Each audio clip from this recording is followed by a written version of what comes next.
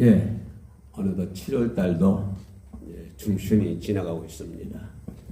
참 세월이 빨리 지나간다더니 흐르는 물과 같이 흘러간다더니 딱 맞는 말씀 같습니다.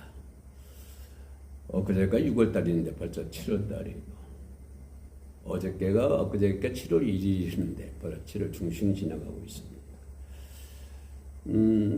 지난주까지만 해도 삼복이 초복이 지났나 모르겠는데 엄청 더웠지 않습니까? 그런데 이번 주에는 또 비가 이렇게 쭉 내려서 한 줄기 시원한 비가 됐습니다만은, 뜨거운 열을 이렇게 좀 누그러뜨렸습니다만은, 또 저 아랫역에서는 비가 많이 와가지고 또 고생을 많이 하신다고 합니다.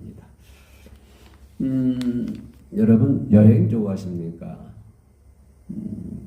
저는 캠핑을 좋아합니다만은 요즘 여러 가지 사정상 캠핑을 잘 못 가고 있습니다. 한번 가야지 하면서도 잘 되질 않네요. 우리 여행을 참 좋아하는, 여행은 우리 인간에게만 주어진 하나님의 큰 축복이 아닌가 그렇게 생각을 합니다. 소나 돼지들이 떠오르는 태양을 보면서 야 멋있다, 황홀하다 이렇게 표현하지 않을 것 같아요. 아마 그들의 그 짐승들의 말귀를 못 알아먹으니까 잘 모르겠습니다만은, 그래도 그 짐승들은 그냥 떠오른 태양을 보면서 황홀한 일출 일몰 바라보면서 그냥 꿀꿀꿀꿀 먹는 것만 찾는 그러지 않습니까? 그러나 우리 인간들에게는 우리 인간만에게 주어진 특별한 감성이 아닌가 그렇게 생각이 합니다. 우리 인간에게 주어진 여행, 축복. 여러분 여행은 여행 싫어하는 사람은 없겠습니다만 다들 여행을 좋아하시죠. 그러나 저도 캠핑을 갑니다만 어디로 가지? 어디가 뷰가 좋지? 어디가 환경이 좋지? 풍경이 좋지? 이제 이런 것들 많이 따지지 않습니까? 그래서 여기저기 알아보고 이 사람 저 사람 물어보고 거기 좋다 그러면 또 거기도 가기를 원하고, 여행도 마찬가지 아닙니까? 시냇물 쫄쫄 흐르고 바다가 멋있고 산이 멋있고 일출이 일몰이 멋있고 그런 데로 여행을 가려고 그러지, 멋이 없는 뷰가 없는 그런 곳으로 여행을 가려고 한 사람은 아마 없을 것 같아요. 그래서 많은 사람들이 이 아름다운 자연을 찾아서 가려고 하는 것이 인지상정이 아닌가 그렇게 생각을 합니다. 이제 7월도 어느덧 이제 다 저물어 가면 본격적인 이제 장마가 끝나고 비가 끝나면 선복더위가 시작이 될 것이고, 그런 많은 분들이 이제 여행을 찾아서 아름다운 곳을 찾아서 여행을 할 겁니다만은, 여러분들도 가능한 한 할 수만 있으면 가족과 함께 자녀들과 함께 1년에 한 번 정도니까 휴가철에 아름다운 곳으로 1박도 좋고 2박도 좋고 그죠? 우리 형편에 따라서 여행을 한번 다녀오시면 어떨까 생각을 합니다.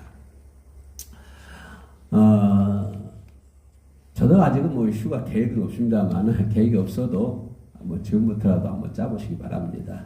하루라도 아침에 가서 저녁 때 오더라도 사랑하는 가족과 이렇게 즐거운 하루를 보냈으면 어떨까 하는 생각이 듭니다.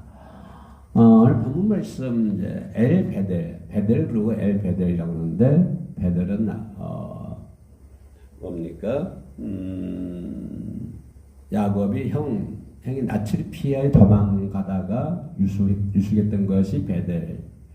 그리고 이제 거기서 떠나서 20년 동안 방황생활 하다가 방황생활 할까요? 아무튼 그 나그네 생활 하다가 다시 이제 이것저것 다 경험을 쌓고 형과의 화해도 하고, 그렇죠. 이런 우여곡절 끝에 베델로 올라가지 않습니까? 거기서 이제 단을 쌓는데, 그 단을 쌓는 모습이 베델로 올라가는 모습이 오늘 본문의 말씀입니다.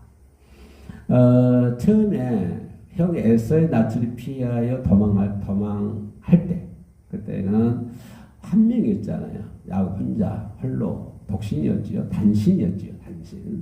단신에서 베델에서 이제 야곱 사닥다리를 보면 선산을 오르내려가고, 거기 이제 그 꿈을 꾸고 거기서 이제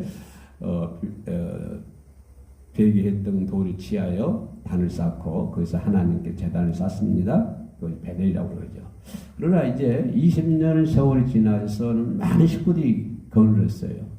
그죠? 수십 명, 종들도 있고, 자녀들도 있고, 부인들도 있고, 하나의 민족을 형성할 정도로, 예, 막강한 이제 이렇게, 그런 상태에서 여러 사람들이서 이제 다시 옛날 생각, 베델 생각해가지고, 베델로 올라가는 것을 볼 수 있습니다.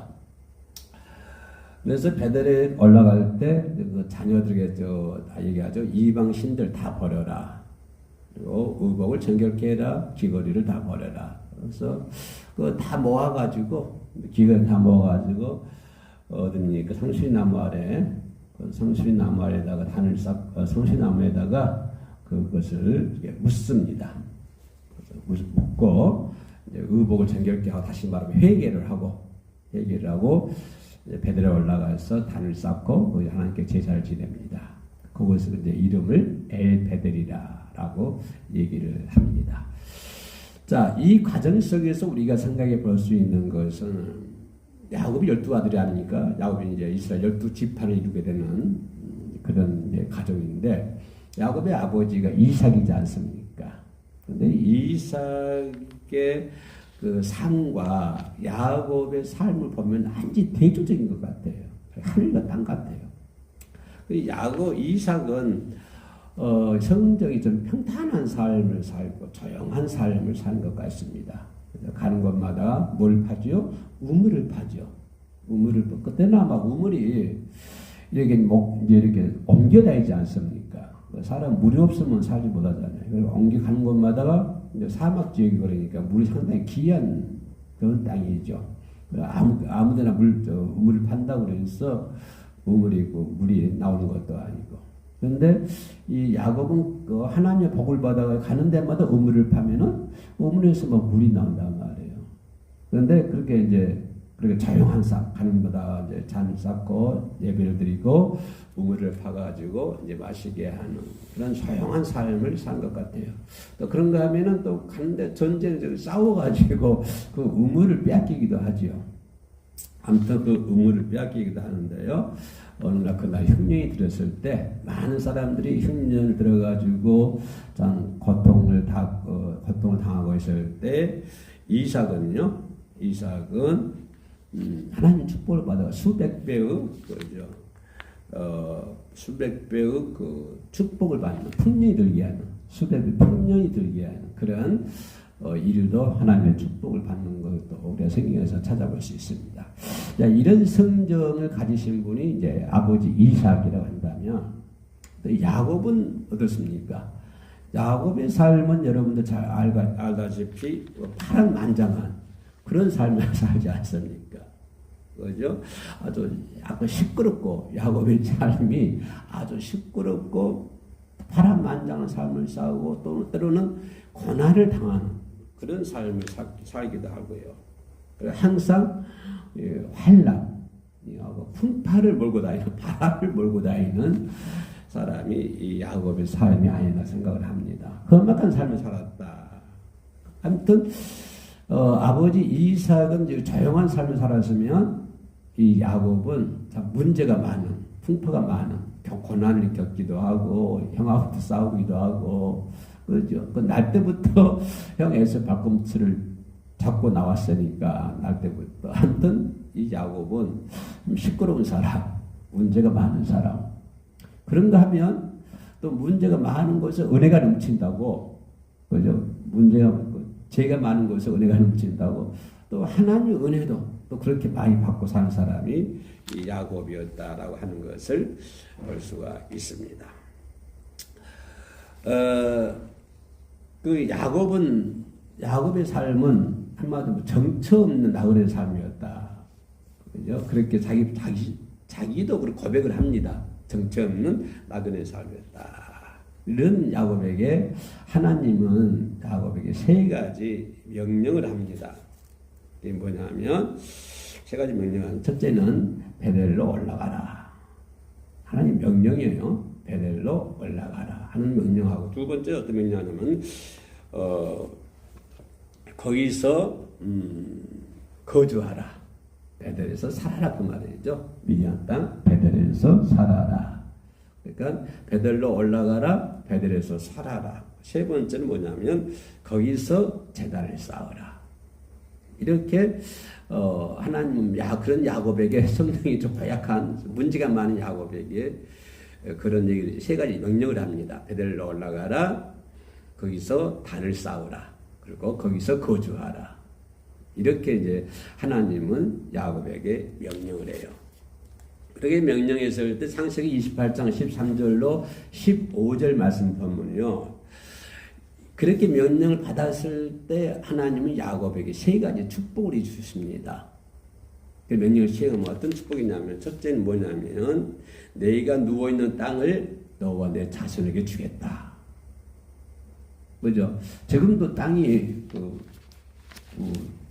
땅이 문제지요. 그죠? 땅을 많이 사용한다고 그러죠. 그 당시에도 그런 것 같습니다. 땅. 그래서 하나님은 야곱에게 네가 그렇게 하면 그죠? 베델로 올라가고 거기서 단을 쌓고 거기서 거주를 하면 내가 네 누워 있는 땅을 내가 누워 있는 땅을 너와 내 자손에게 주겠다라고 하는 그런 약속이 말씀해 주시죠. 두 번째 약속을 해 주는데요. 그게 뭐냐면 모든 족속이 너로 내 자손으로 인하여 복을 받게 될 것이다. 모든 족속이 너와 내 자손으로 인하여 복을 받게 될 것이다. 이것은 쭉 가서 종말론에 가서 예수 그리스도 그 후손에서 예수 그리스도가 탄생해서 예수 그리스도로 말미암아 모든 민족이 시대와 시공을 초월해서 시대와 공간을 초월하는 모든 민족들이 모든 사람들이 예수 그리스도로 말미암아 복을 받잖아요. 그 약속해 주신 거예요. 너와 내 자손을 인하여 모든 민족이 복을 받게 될 것이다. 라고 하는 축복의 말씀해 주셨고요. 세 번째는 어떤 복을 주셨냐면은 내가 너와 함께 할 것이다. 내가 어디를 가든지 간에 내가 너를 지키며 너를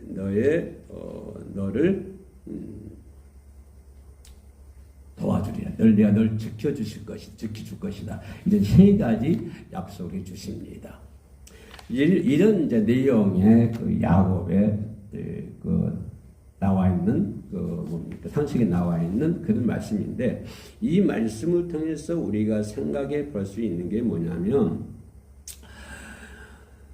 이 또 야곱이 거기서 그 제단을 쌓으면서 내가 하나님께 창세기 28장 20절 22절에 이 돌이 내가 기둥으로 세운 이 돌이 하나님의 전이 될 것이요 하나님께서 내게 주신 모든 것에서 10분의 1을 내가 반드시 하나님께 드리겠나이다.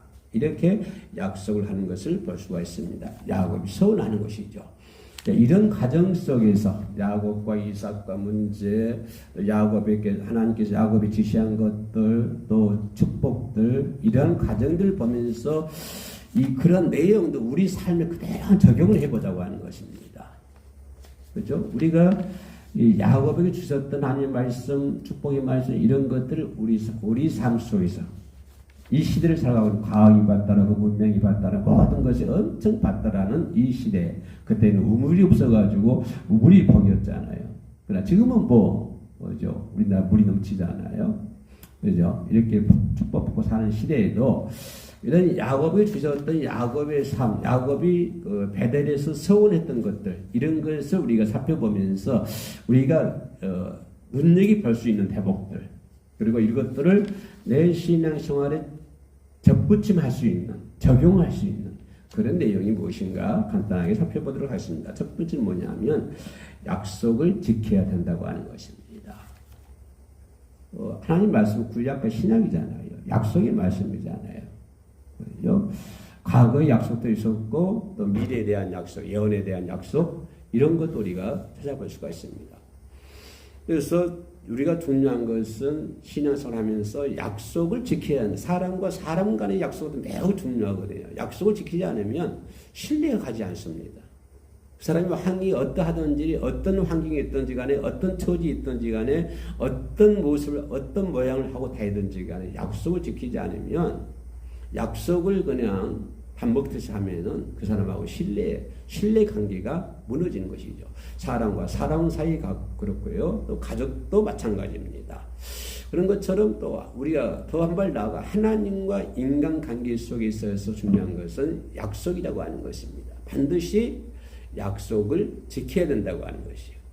내가 하나님께 세운 약속은 지켜야 된다. 구약, 신약, 그리고 뭡니까? 야곱의 삶을 보면서 내가 눈여겨봐야 할 것은 약속이구나.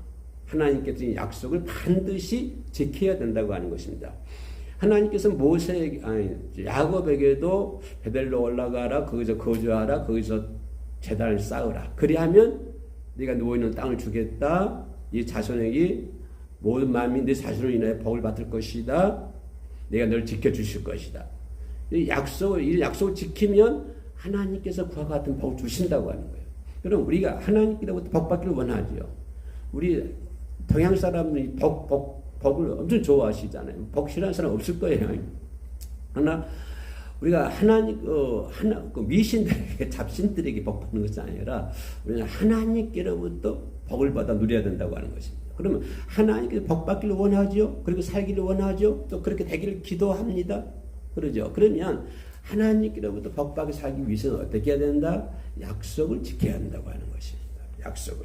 본문 1절에 하나님이 야곱에게 이르시되 일어나 베델로 올라가서 거기 거하며 내가 내 형 에서 낯을 피하여 도망하던 때에 내가 나타났던 하나님께 거기서 단을 쌓으라 하신지라.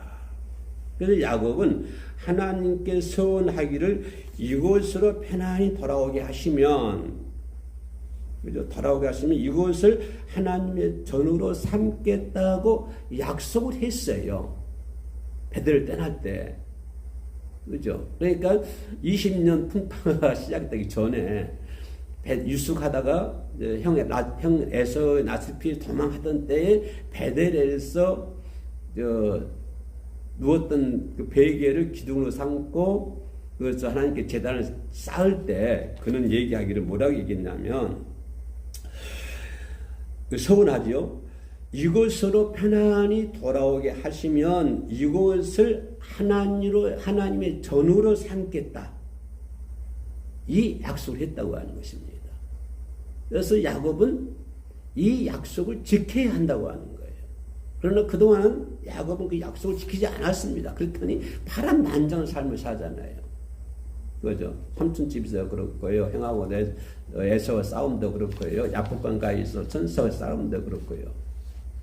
그래서 야곱이 결국에는 뭐 디나가 그 세겜 추장에게 성폭행도 당하기도 하고 뭐 이런 우여곡절 끝에 결국에는 야곱이 베델로 올라가서 그죠? 거기서 성전을 삼잖아요. 그래서 그곳을 엘 베델이라고 하지 않습니까?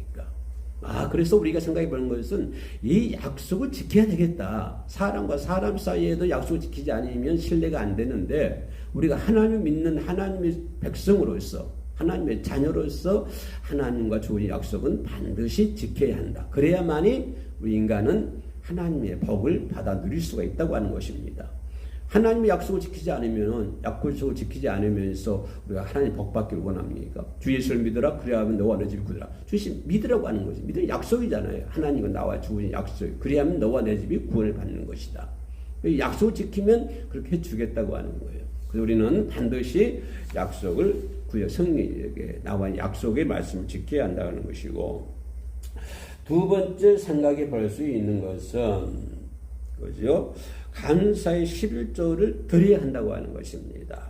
우리가 일어나 베델로 올라가자 나의 환난 날에 내게 응답하시며. 자, 우리가 처음에는 형 에서를 피할 때는 우리가 아니었잖아요. 단수였잖아요. 야곱 혼자였잖아요. 그러나 이제 베델로 올라갈 때는 베델로 올라갈 때는 우리가라고 복수를 씁니다. 그럼 식구들이 많이 늘었다고 하는 것이죠. 우리가 베델로 올라가자. 나의 환난 날에 내게 응답하시며 나의 가는 길에서 나와 함께 하신 하나님께 거기서 단을 쌓으려 하노라. 네. 나의 환난 날에 내게 응답하신 하나님. 그리고 나의 가는 길에서 나와 함께 하신 하나님, 내게 응답하신 하나님, 나와 함께 하신 하나님. 하나님 어떤 하나님이요? 나에게 응답하신 하나님이시고 나와 함께 하신 하나님이시다. 우리 하나님은 그런 하나님이라고 하는 것입니다. 내가 어디 가든지 간에 나와 함께 하신 하나님. 그리고 내가 환난 날에 네가 부르짖으면 하나님은 내게 반드시 응답하시는 하나님. 이런 것을 우리가 믿는다고 하는 것입니다. 창세기 28장 22절에 이는 그가 하나님께 스스로 약속한 것을 이행하겠다고 하는 표명이라고 합니다. 반드시 약속을 이행하겠다. 그는 소원하기를 뭐라고 소원했어요? 창세기 28장 22절에 뭐라고 했냐면 내가 기둥으로 세운 이 돌이 하나님의 전이 될 것이요.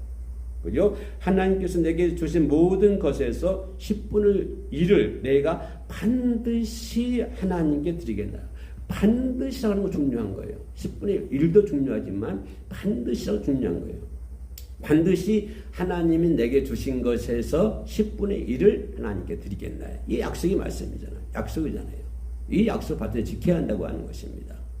그죠? 그러면 하나님께서 환난 날에 내가 부르짖으면 내게 응답하여 주실 것이고 환난 날에 내가 어디를 가든지 간에 하나님은 나와 동행하시고 나의 함께 하시고 나를 지켜 주실 것이다. 하나님은 어떤 하나님? 바로 그런 하나님이 된다고 하는 것입니다.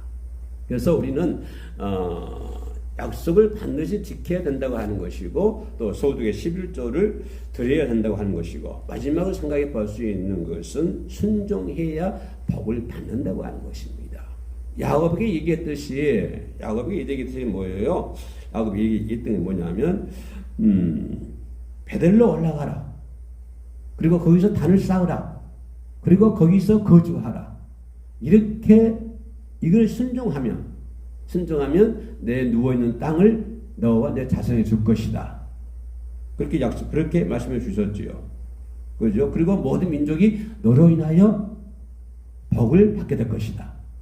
그리고 세 번째는 뭐였죠? 세 번째는 내가 너를 항상 지켜줄 것이다. 이 약속이 말씀이거든요.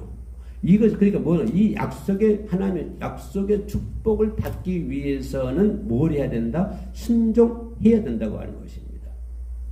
순종이 베델로 올라가라고 하는 거예요. 거기서 단을 쌓으라고 하는 거예요. 거기서 거주하라고 하는 거예요. 이렇게 순종하면 내가 너에게 이런 복을 주겠다. 그렇다면 뭐예요? 우리가 하나님께로부터 복받기 위해서 뭘 해야 된다? 하나님의 말씀에 순종해야 된다고 하는 것입니다. 그러잖아요. 순종하지 않으면서 우리가 하나님 복받기를 원합니까? 아니죠. 우리는 하나님의 복받기 위해서는 반드시 뭘 해야 된다? 하나님의 말씀에 순종해야 된다고 하는 것입니다. 본문 5절 7절에 그들이 발행하였으나 하나님이 그 사명 거울들로 크게 두려워하고 하신 거로 야곱의 아들들을 죽게 한 자가 없더라. 그러니까 세겜에서 사건이 터지잖아요. 그죠? 이제 디나가 성폭행을 당하니까 오빠들이 가서 그 사람을 죽이고 전쟁이 일어나죠. 그러니까 이제 두렵다 이 말이에요. 그 막강한 이웃들이라 이 말이에요. 이웃 나라들이라 이 말이에요. 근데 그 와중에서 이제 베델로 올라가잖아요. 야곱의 이제 식구들이 올라가면서 뭐죠? 의벌 깨끗하게 정결하게 입고 이방 신들 다 버리고 기근을 다 버리고 땅에 묻고 회개를 하고 베델로 올라가죠. 올라갔더니 주변 국가에서 사람들이 추격하는 자가 없어요. 아들들 추격하는 자가 없었더라. 성경 그렇게 얘기하고 있어요. 야곱과 그와 함께한 모든 가나안 땅 루스 곧 베델에 이르고 그가 거기서 단을 쌓고 그가 그곳을 엘 베델이라 불렀다. 이것은 형의 낯을 피할 때에 하나님이 거기서 나타나셨습니다. 하나님께서 그렇게 엘 베델로 올라가는 야곱의 가족을 그 세겜 족속들이라든가 전혀 추격하지 않아요. 그건 누굽니까? 왜 추격하지 않았을까요? 그들이 뭐가 용기가 없어서 그랬을까요? 막강한 나라들인데 뭐가 부족해서 추격하지 않았을까요? 아니요. 누가 지켜주신 거예요? 하나님이 지켜주신 거라 이거예요. 요 환난 날에도 하나님이 내가 너와 함께 하리라. 뭐하면? 말씀에 순종하면 그 약속의 말씀을 하나님께서 지켜주셨다고 하는 것입니다. 결론 말씀 보면은 하나님께서 약속하신 것은 반드시 지켜야 됩니다. 그렇지 아니하면 주께서는 그것을 기다리고 계시고 늦으면 죄가 된다고 하는 것입니다. 시편 15편 4절에 이런 요절이 있습니다. 그 눈은 망령된 자를 멸시하며 여호와를 두려워하는 자를 전대하며 그 마음에 서운한 것은 해로울지라도 변치 아니하며. 우리는 이렇게 좋으신 하나님을 믿습니다. 이런 하나님이 아브라함 하나님, 이삭의 하나님, 야곱의 하나님이 오늘 저와 여러분들의 하나님이십니다. 기도하시겠습니다. 은혜로우신 아버지 하나님 감사합니다. 베들로 올라가는 야곱의 모습, 또 야곱과 하나님과의 관계 속에서 나오는 여러 가지 말씀들을 묵상해 봤습니다. 아버지 하나님, 저희들도 야곱처럼 하나님의 말씀에 순종할 수 있는 지혜와 명철함과 믿음의 믿음을 더하여 주시옵소서. 이것보다 더 중요한 것이 뭐가 있겠습니까? 이것을 덮을 수 있는 게 뭐가 있겠습니까? 우리가 이 말씀대로 살아갈 수 있도록 도와주시옵소서. 이 시간에 영상으로 함께 예배드리는 자들이 있습니까? 함께 위로해 주시고 베델에게 주신 축복의 말씀, 야곱에게 주신 축복의 말씀 우리 모두에게도 허락하여 주시옵소서. 주님만 의지하며 나사렛 예수님의 이름으로 기도합니다. 아멘.